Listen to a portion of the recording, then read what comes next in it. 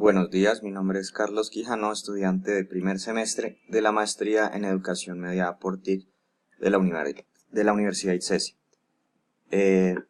Voy a presentar un mapa conceptual sobre el constructivismo en la educación.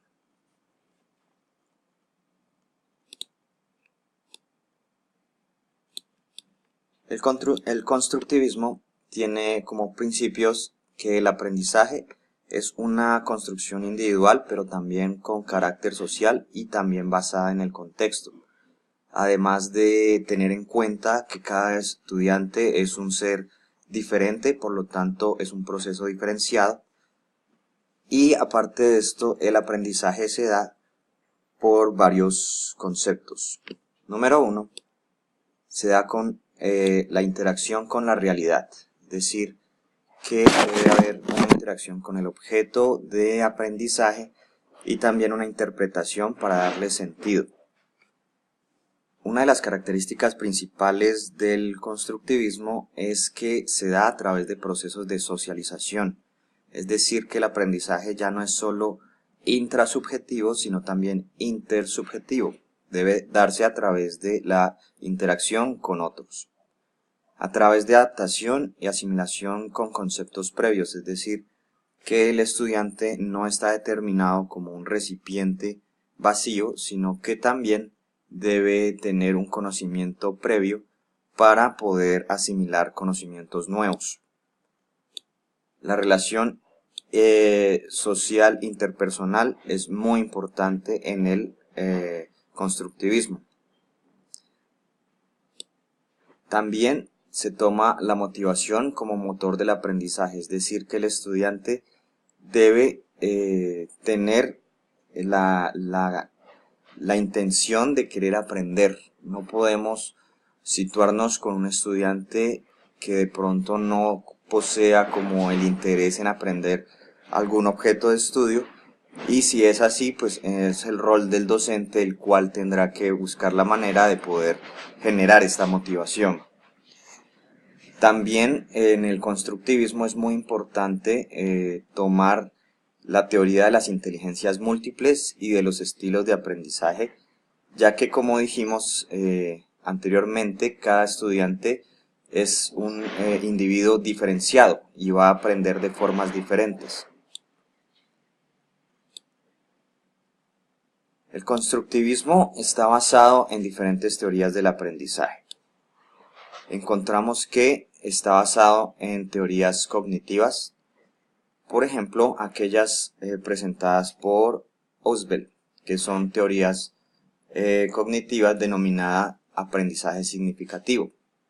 En el aprendizaje significativo lo que se busca es una retención más larga de la información, es decir, ya no se toma la parte memorística, sino que se toma aquella relación que el estudiante pueda crear entre información previa y material nuevo.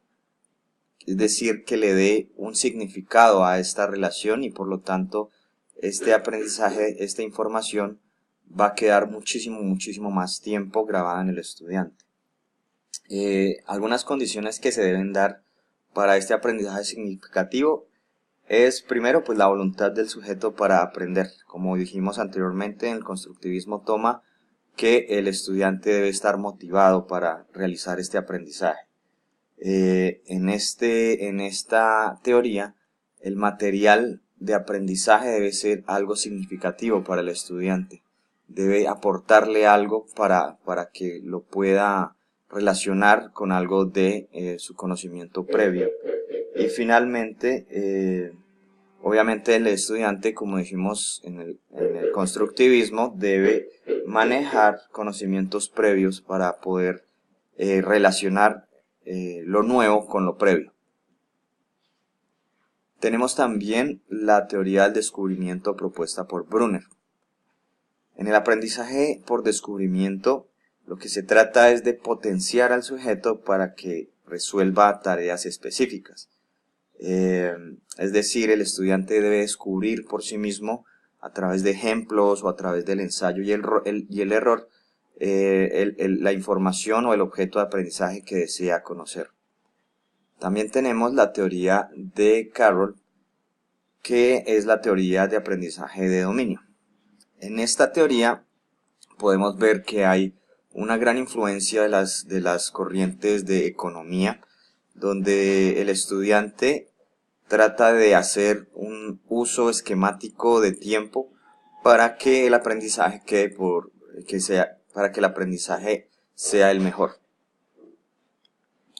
Algunas de las teorías que iniciaron el constructivismo son aquellas por Vygotsky y por Piaget. En la teoría de Vygotsky encontramos aquella teoría constructivista del aprendizaje sociocultural. En esta teoría vemos que la construcción intraindividual e interindividual del aprendizaje es lo que va a permitir la construcción de situaciones organizadas. Entonces, es la construcción de los individuos y también por medio de intercambio con otros individuos lo que va a generar el aprendizaje.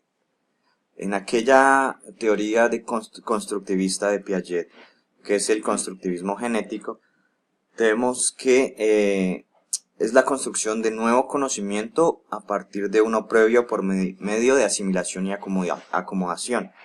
Esta construcción va a estar dada tanto por las condiciones genéticas del individuo que aprende, también por el entorno. Por lo tanto, cuando decimos que la construcción de nuevo conocimiento a partir de uno previo está dado por relaciones entre lo que el estudiante vive en el momento y también lo que se le ha transmitido de generación en generación.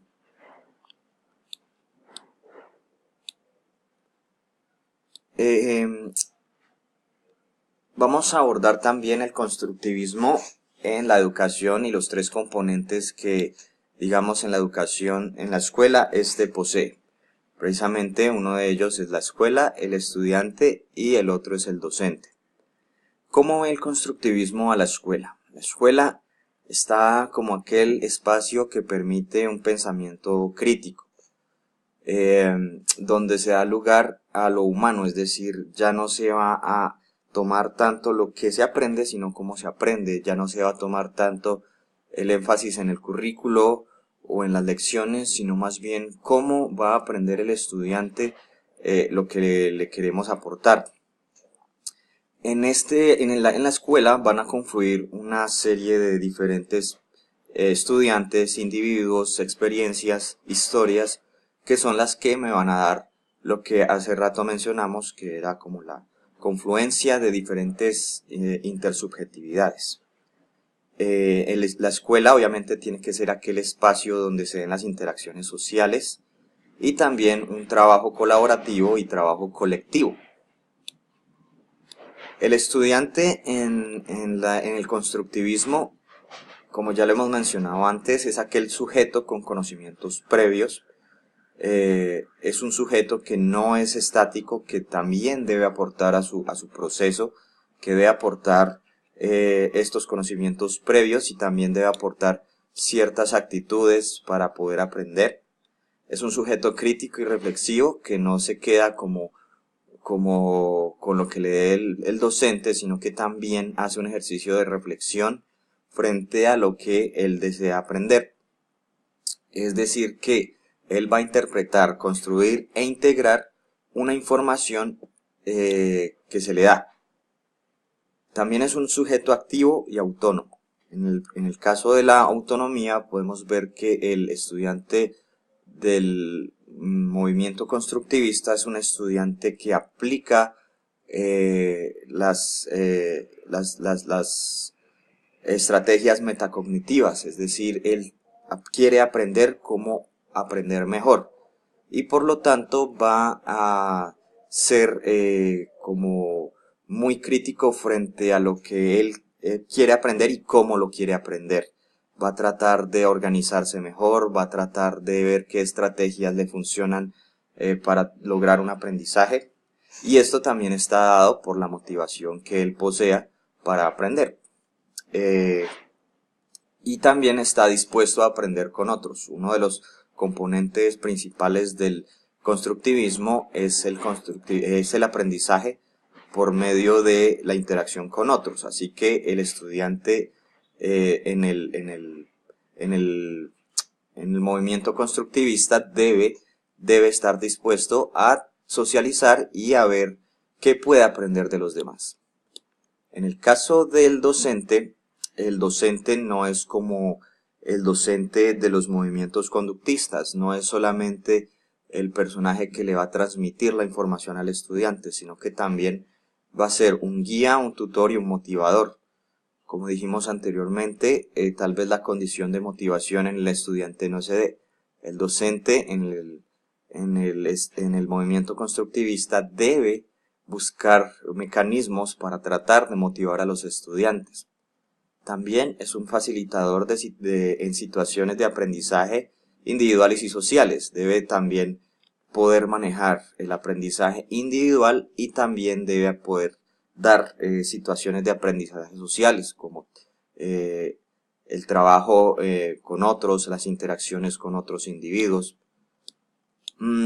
También el maestro o el docente en el movimiento constructivista debe estar dispuesto a aprender al mismo tiempo que enseña. El maestro o el docente constructivista debe querer aprender.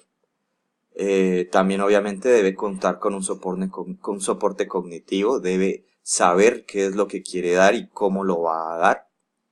Y debe ser un generador de pensamiento crítico y reflexivo en el aula. No solamente preguntarle al estudiante algo como mecánico, sino que también debe llevar al estudiante a hacer un ejercicio de reflexión para que él mismo pueda construir su objeto de aprendizaje, que es lo que se trata precisamente el constructivismo.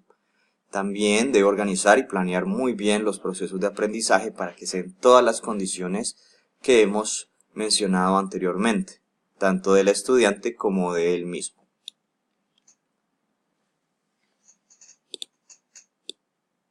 Para el punto 2, sobre las implicaciones que ha tenido para mí el enfrentarme a un organizador gráfico como por ejemplo el CMAP, ¿cierto? He encontrado que, bueno, primeramente quiero decir que no soy muy bueno, no he sido muy bueno con la parte de la organización de los mapas conceptuales. Creo que se me da mejor un poco la parte de organización de la información en la escritura. En la maestría que hice anteriormente, que era la enseñanza de inglés como lengua extranjera, en algún momento también nos pidieron unos mapas conceptuales, pero yo prefería hacer como la presentación a través de una forma escrita más que de mapa conceptual. Creo que eso ha sido una de mis mayores limitaciones y dificultades que he encontrado. No sé, no he analizado muy bien cuál ha sido como el motivo por el cual se me dificulta organizar la información en un mapa conceptual y no se me dificulta tanto hacerla, por ejemplo, como en un texto o un ensayo o una disertación. Pero con este ejercicio, digamos, no traté de quedarme en que no podía hacerlo, sino traté también de buscar con el ejercicio de la autoevaluación y también el de la retroalimentación qué podía hacer para mejorar la estructura de la presentación de la información en el mapa conceptual. Creo que de lo que tenía antes, es decir, en la anterior entregable, a lo que tal vez logré hacer con el constructivismo y la presentación de sus elementos en este mapa conceptual, he podido sobrepasar algunos obstáculos que tenía, precisamente como ese orden de conceptos, la jerarquización de los conceptos que no tenía en el anterior mapa conceptual. Además también creo que logré como, eh, como clasificar los diferentes elementos del constructivismo a través de diferentes colores y eso también me ayudó como a diferenciar los diferentes elementos que quería presentar en este mapa conceptual. De todas formas, el uso del CMAP no es nuevo para mí, ya lo había hecho cuando estudiaba en pregrado. No es una herramienta nueva para mí, pero no es una herramienta que haya utilizado